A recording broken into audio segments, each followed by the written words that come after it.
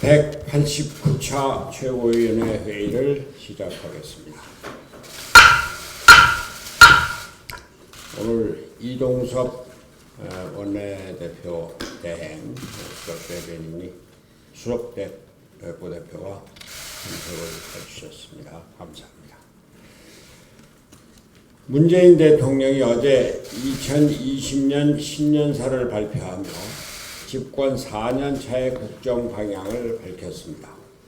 대통령의 연초 국정 비전인 만큼 국민들에게 긍정적이고 희망적인 메시지를 주는 것은 국가의 원수로서 당연한 일입니다. 그러나 나라가 경제적으로 어렵고 또 남북관계를 비롯한 안보 문제가 위기에 처해 있는 현실에서 대통령의 말씀은 국민의 기대에는 어긋난 것이었습니다. 국민들은 대통령의 솔직한 현실인식과 국정 철학의 대전환을 기대했습니다. 국정 운영의 절반을 넘기고 반환점을 돌아선 지금 반전의 획기적인 결단을 기대했던 것입니다. 그러나 문재인 대통령의 신년사는 여전히 현실과 동떨어진 인식 그리고 보고 싶은 것만을 보는 자화자찬뿐이었습니다. 좌편향 이념에 갇힌 문재인 대통령의 인지 부조화는 이제 실망을 넘어서 우려스러운 수준에 이르렀습니다. 안타까운 일입니다.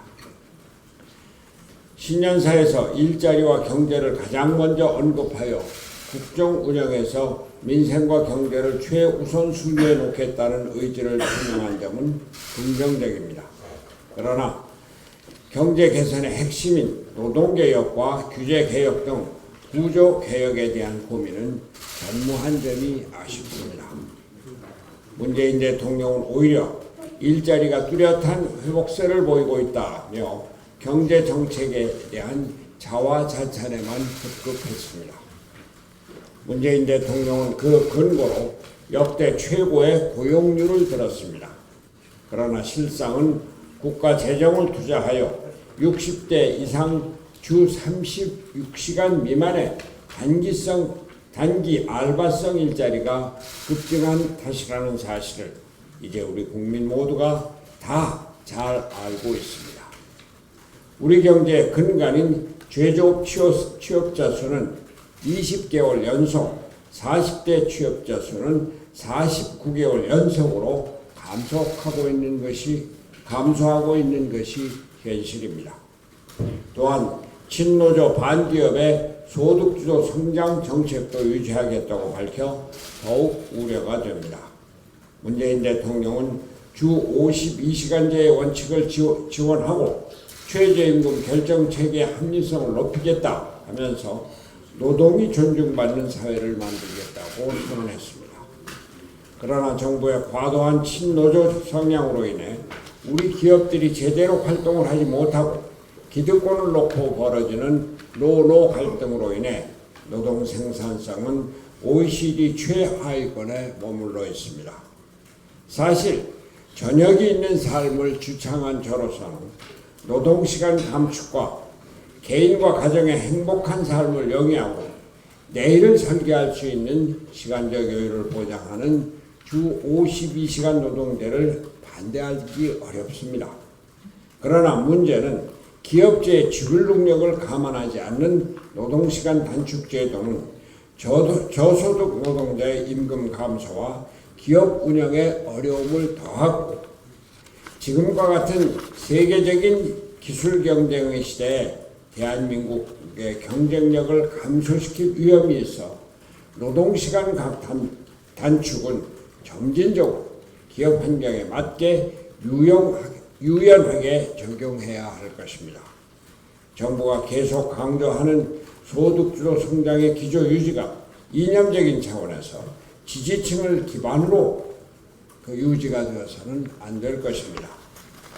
경제는 시장에서 움직이고 일자리는 기업이 만듭니다.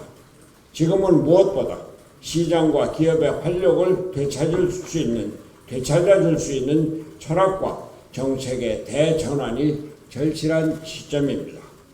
문재인 대통령은 취임 이후 지속적으로 비판받던 소득주도 성장론의 이념적인 틀을 아직도 벗어나지 못한 것으로 보여서 안타까움을 금할 수 없습니다. 신년사에서 드러난 더 심각한 문제는 문재인 대통령의 대북관입니다. 문재인 대통령은 신년사에서 김정은 위원장의 방한과 함께 독자적인 남북 경협 사업을 제안하였습니다. 문재인 대통령이 계속 주장해온 한반도 운전자론과 평화 구상을 적극적으로 구체화한 것입니다. 그러나 이 역시 1년 새 급변한 한반도 정세와는 맞지 않습니다. 해리 해리스 주한미 대사도 문재인 대통령의 제안에 대해 미국과의 협의하에 이루어져야 한다고 밝혔다고 합니다. 작년 2월 북미 하노이 정상회담의 결렬 이후 북미 대화가 교착됨에 따라 남북관계 또한 급속히 경색된 상황을 냉철하게 인정하는 것에서부터 시작되어야 합니다. 대북관계의 기본인식의 변화가 있어야 합니다. 실제로 작년 내내 북한의 군사도발은 계속되었고 북한 당국과 언론은 문재인 대통령에 대해 막말 비판을 쏟아냈습니다. 김정은 위원장은 작년 말에 있었던 조선노동당 전원회의 발언에서 남북관계를 단 한 차례도 언급하지 않았다고 합니다. 그럼에도 불구하고 북한의 도발과 비핵화에 대해 어떠한 해법도 내놓지 않고 북한에 대한 구애만을 계속하는 것은 남북관계 개선에 결코 도움이 되지 않을 것입니다. 한반도 평화는 우리가 추구해야 할 과제이지만 한반도 문제의 당사자로서 북한에 할 말은 해야 우리의 국익을 수호할 수 있습니다. 문재인 대통령은 종북적인 대북관을 버려야 한반도 문제 해법을 찾을 수 있을 것입니다. 결론적으로 경제와 안보에 대한 문재인 대통령의 인식이 어떠한 진전도 보이지 않았다는 점에서 올해도 우리 국민에게 험난한 한 해가 될 것으로 걱정됩니다. 이제 우리 국민이 원하는 것은 더 이상의 말잔치와 보여주기식 이벤트가 아닙니다.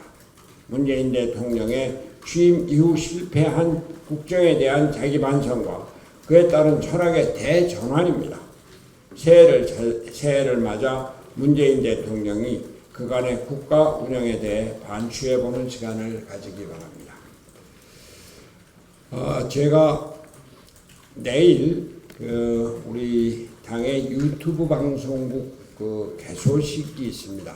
그 자리에서 신년 연두 기자회견을 포함해서 우리 총선에 임하는 우리 당의 입장과 공천 방식 이런 것에 대해서 기자회견을 갖겠습니다.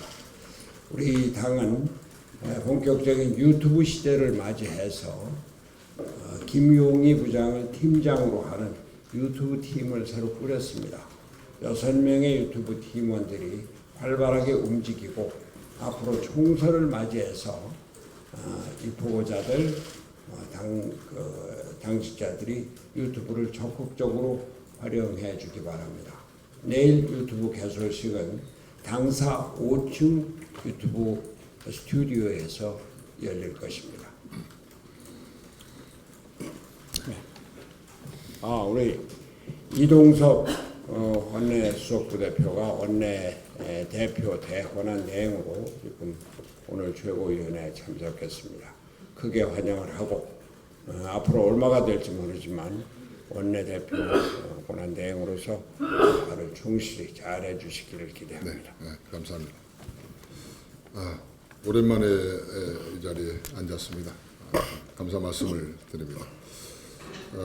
이동섭 원내대표 권한대행입니다.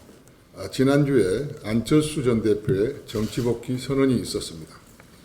안철수 전 대표의 정치복귀는 우리 바른미래당뿐만 아니라 국민들에게도 너무나 기다렸던 반가운 소식입니다.